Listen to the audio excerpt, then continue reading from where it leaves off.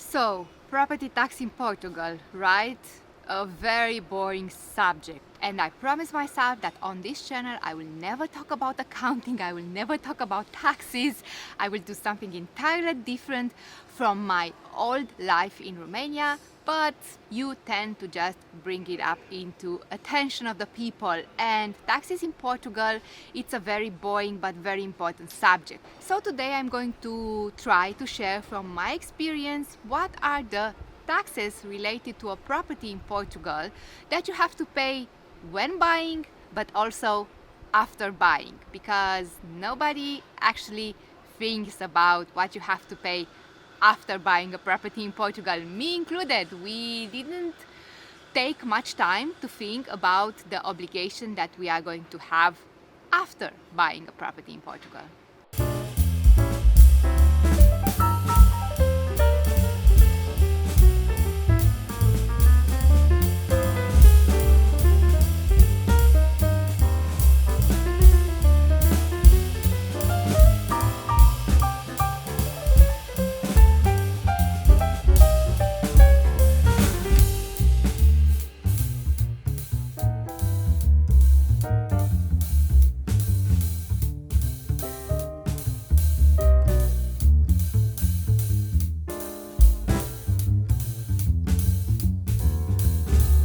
Hello, welcome back to my channel. I am Luisa, and if you are new here we are talking about every possible subject related to moving to Portugal, buying a house in Portugal, and just living in Portugal, but the real life, not the glossy magazine type of life. I want to keep this introduction short, so if you are interested in acquiring a Portuguese fiscal number or a bank account in Portugal, check the description below to find out how you can obtain them. No fuss, very easy, and everything is done online. Now let's go back to property tax in Portugal, and let's open with a fun fact because we need it. Do you know that in Portugal in 2021 over 500 houses were sold every day? I mean, talking about a crisis, right? Everybody is expecting that the Portuguese real estate market bubble just to pop and the prices to go down, but it seems that it's not going to happen. We are waiting that since before buying a property in Portugal. We bought our property in Portugal in December 2019, and the bubble hasn't popped yet, and the demand is higher and higher. The prices are skyrocketing, and it's like the best time to buy a property it's right now, because the prices are going to increase even further. At least this is the sentiment on the market. You must know that when you are buying a property in Portugal, you have to pay certain taxes related to that property. You will pay the same amount of taxes related to this property whether you are a resident in Portugal or a non-resident in Portugal. So there is no difference in taxes that you are going to pay if you are or not a resident in Portugal. And it's important to mention that paying these taxes related to the property in Portugal will not make you automatically resident. There are a lot of cases when you are becoming a resident in Portugal, but owning a property, just owning a property is not the case. Living in Portugal for a certain amount of time or obtaining income in Portugal, that will for sure make you resident in Portugal, and your whole income will be subject to Portuguese tax, because this is how the Portuguese system works. It's the same in my country, in Romania. All your income is subject to taxation if in Romania and in Portugal if you are becoming resident in these countries, but just owning a property will not make you resident. If you own a property and you are planning to spend some time in Portugal, check that with a professional, because you might become a resident without even knowing. So let's get into the taxes when you buy a property in Portugal. These are the higher ones, and these are the most known ones because everybody wants to know what are the taxes when you are buying a property in Portugal. So the main cost is IMT, or in Portuguese, Imposto Municipal sobre Transmissores. The EMT is not fixed, it varies. It depends on what kind of property that you are buying, if the value of the property, it depends if you are buying the property as a physical person or as a company. There are a lot of things going on there before establishing what you have to pay as EMT. This is why if you are not that kind of person who wants to buy as a physical person and that everything is determined for you and you want to explore your option a little bit further, you have to seek professional help. So you have to find yourself an accountant and just discuss all the possibilities. If you are just a person who wants to buy a house for himself, well, you don't really need an accountant to establish the EMT for you. As a general information, the EMT is between 1 and 8% of the purchase value. And now a piece of good news, don't worry about paying the realtor's fee because you are not in charge of that. The person who sells the house is in charge of paying the realtor. So this is why I am saying in my other videos that the realtor doesn't really work for you. It works for the man who is paying, and this is the seller, and you have to be mindful about that. But just a piece of good news that you don't have to pay the realtor fees. If we want to keep it real, actually you are paying a little bit of that fee because the fee is going to be comprised in the property's price. But this is kind of another discussion. In the process of buying a house in Portugal, you are also going to pay for the notary's fee. You absolutely need a notary, it's mandatory. The notary will legalize your papers, your contract, and you are going to pay between 1 and 2% in registration of the property in your name and notary's fees. This percentage is applied, of course, at the purchasing price of the property. The stamp duty, or in Portuguese, imposto de selo, this is a fixed amount, is 0.8% of the purchasing price, and yeah, you are going to pay that as well when you purchase a property in Portugal. These are roughly the costs that you are going to pay when purchasing a property in Portugal. Of course, there are many other costs depending on your purchase. For example, maybe you want to survey the house, you want a general audit of the house to be sure that the house is in good standing, you are going to pay for that as well. Maybe you want an architect there, you are going to pay of that as well, and many other costs that are on top of these mandatory costs. So these are just the mandatory costs that you will have to pay, and everybody says that you have to put aside between 8 and 10% of your total purchasing price on top of the purchasing price in order for you to be able to pay the taxes. And for us, with our money that we are making in Romania, this cost us like a small studio in Bucharest. So we paid in taxes the equivalent of a small studio located in Bucharest. We always want to keep that in mind in order to remind ourselves how much we paid in taxes in order to be able to acquire this property.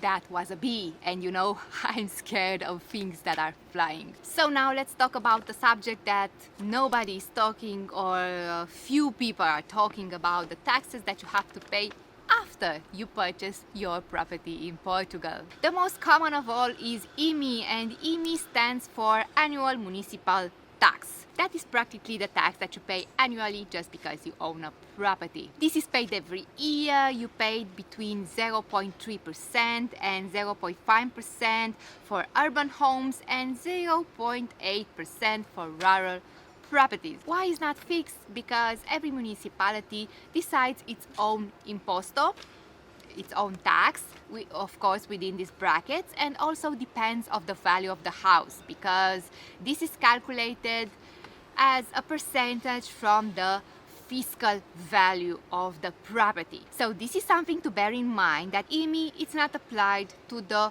purchase value of the house, and it's applied to the fiscal value, the taxable value. So where you can find this taxable value, you have to have a document named caderneta predial in your purchasing document. So you have to have your contract and also this caderneta predial, which is a document that you would have received from your lawyer when you purchase the house, and there you will find this taxable amount, which is like half of your purchase amount, or at least this is how it is for us.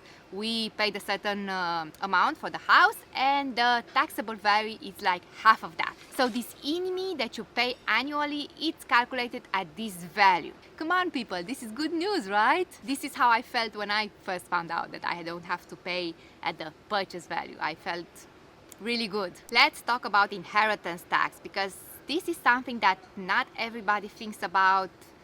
Actually, it's not a very pleasant subject to think about.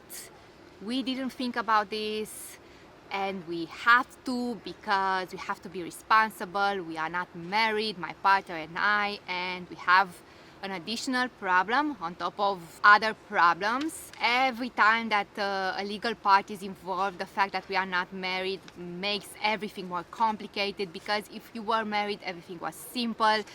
What we have was left to the other one. Even in medical situation, the other one was able to make decisions about the one who cannot make them in that particular occasion, and this is a concern, especially with everything that happens in the world.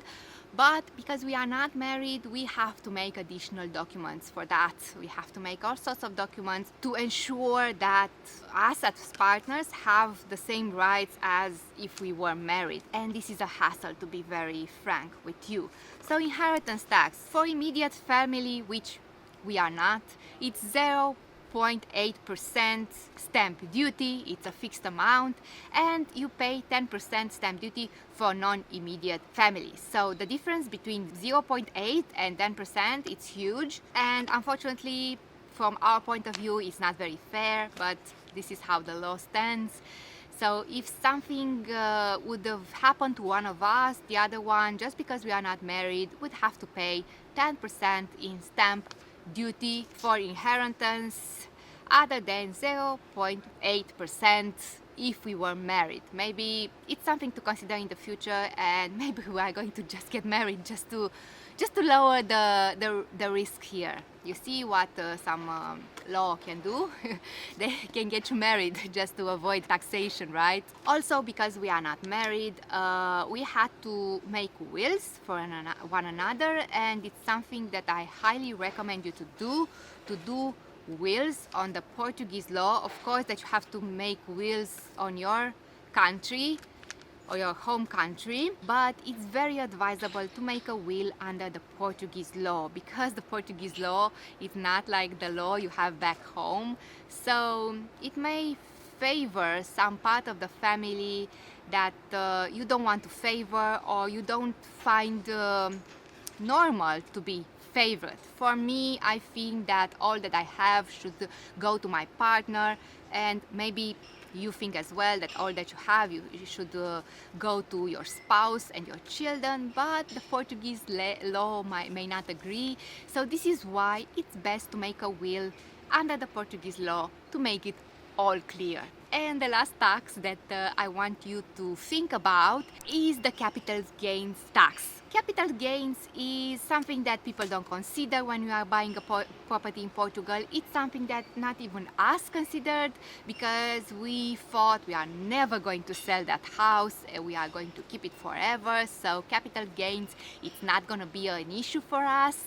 So what is capital gains? Is a tax that you pay on the profit that you make when you are selling the house, as is calculated as a difference between what you obtain on the house and the price that you paid initially when you bought it. So you only pay capital gains on the profit on that house. Of course, there are some things that you can deduct from this profit, like improvements that you do on your house, or the realtor's fee, for example, when you sell the house, and other bunch of stuff. Go consult an accountant, a Portuguese accountant, if you want to know more. This is just something that I just picked up on top of my head reading, but you have to talk to a Portuguese accountant who knows what he's talking about. This is just for you, just information to keep in mind. So capital gains, you have to consider that even if now when you are buying the property you are thinking like, I'm never going to sell the house. The fact of the matter is that you don't know what is going to happen, and you have to just consider it. Also, if you own properties in other countries or your situation is a little bit more complicated, for sure you need a professional planner, tax planner, to explain you all your options in order to be able to pay the smallest tax possible. If you take something from this video, let it be that you have to pay taxes as a resident and as a non-resident. If you own property in Portugal, you have to pay taxes when you're buying a property as well as after you are buying a property. There are some things that you have to consider, and the most important thing, go talk to a professional. You may think that you can handle this, but if your situation is not straightforward and you have some complication, you need an accountant that knows Portuguese law. And there are some very good accountants, very good recommendations that you can find on the Facebook groups that are dealing with expats in Portugal. There are very good names there, and they are working at a very affordable price. So just invest a little bit of time and you are going to find the perfect accountant for you, Portuguese accountant for you. I hope you find this video useful, because for sure it was very boring. And if you have questions, just leave it in the comments. I'm an accountant but not a Portuguese accountant. I will try to answer as much as I know, and I sure hope to see you in my next one. Bye!